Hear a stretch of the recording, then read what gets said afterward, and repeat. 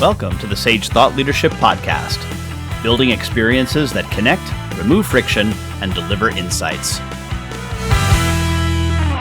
Well, hi everyone, and welcome to our podcast. I'm Ed Kless, and with me today is Jane Hanson. Jane grew up in rural Minnesota, coming to New York 3 decades ago to join NBC as an anchor and correspondent in New York. She co-anchored Today in New York and hosted Jane's New York. She's covered events ranging from the tragedy of 9/11 to the joy of Yankee victory parades to Wall Street and Washington, has interviewed presidents, business leaders, prisoners, and celebrities, traveled as far as the Gobi Desert of Mongolia and the depths of miles below New York City for her special reports.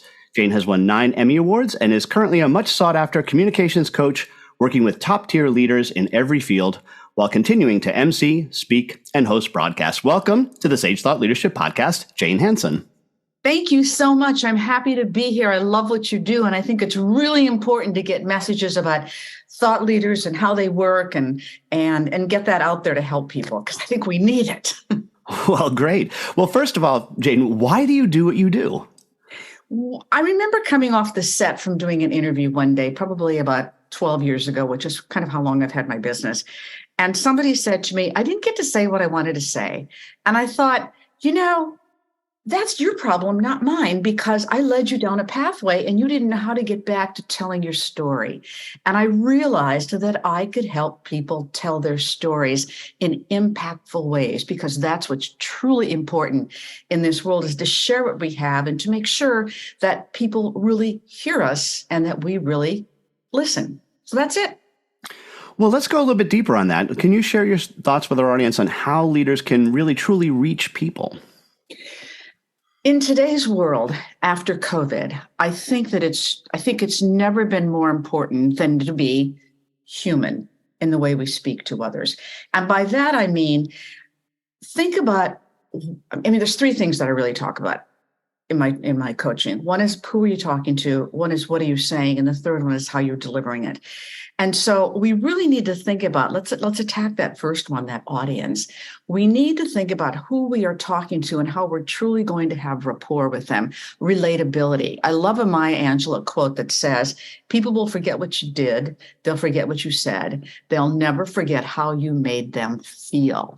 And so making people feel is what's truly going to get into their thought, get into their heads, get into their souls, and also get into ours. And so for me, that's the core of it. Then what are you saying? You have to make sure what you're saying is going to be right for those people. So for your audience, I should say. So let's think. You have to think about gender, age, geography, beliefs, all of these culture, all of these different things that get into it. Sometimes we think we've got one message. And yes, we're probably always going to give that same basic message, but we need to deliver it differently so it will resonate with the people to whom we are speaking. And that is something people miss.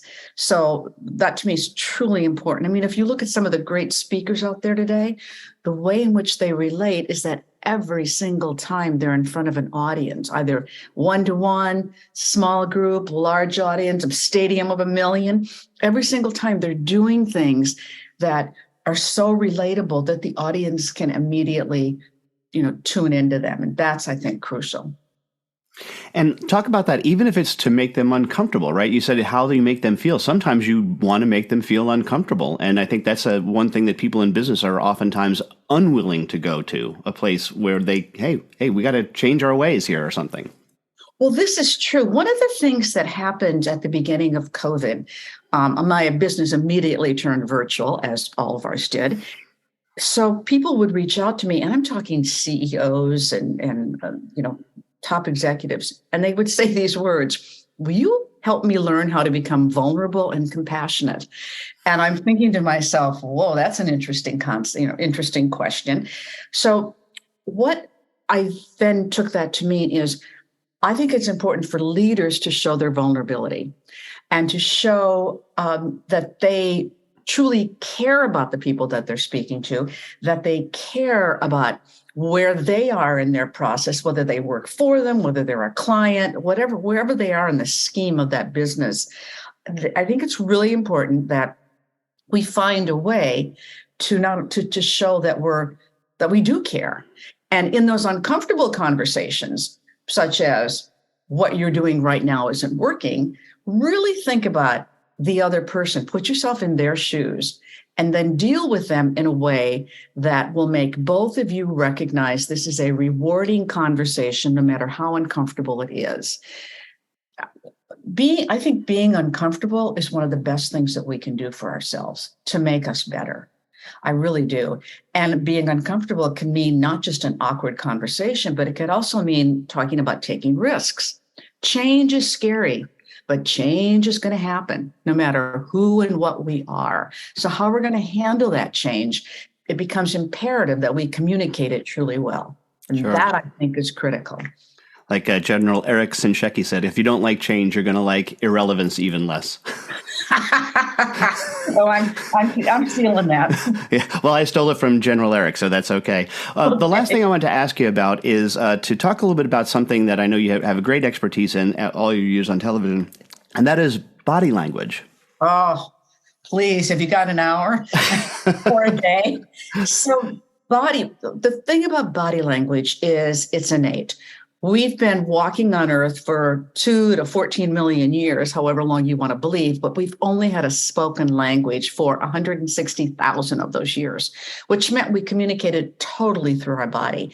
And we still do it today, but we ignore that, even though it's inborn in us. We make judgments before somebody opens their mouth by the way they walk into a room. If you're slumped over and kind of look like weird, nobody wants to talk to you. If you have to exude the confidence and the trust in yourself, because if you don't do that, people are going to believe otherwise. So it's about your gestures, your eye contact, your posture, every expressions on your face, and the tone of your voice. That's part of it too. So think about what you're doing and that it always has to be in sync. That's a lot of the work I'm doing these days at conferences and summits and retreats and things like that, is really helping me make sure our body language is in sync with what we're saying, because when they're contrary, nobody believes you. There's great distrust. And body language is crucial to delivering our messages and making them heard.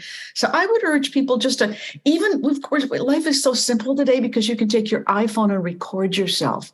It's one of my biggest tips. Or whatever, I should say, whatever form of a phone you have that you can record yourself, especially before you're going to have that awkward conversation. How does it sound? How does it look? Are my eyes meeting theirs? And then listen to it, watch it, and say, that doesn't work, or this does work. It's the greatest tool, because we then really can get it right. And it helps so much. Well, Jane, as you know, we have an exit question that we ask all of our guests, and that is, who is a hero of yours, and why are they a hero? Well, this is going to sound perhaps a little bizarre, but Aristotle, because Aristotle is considered to be the father of communications.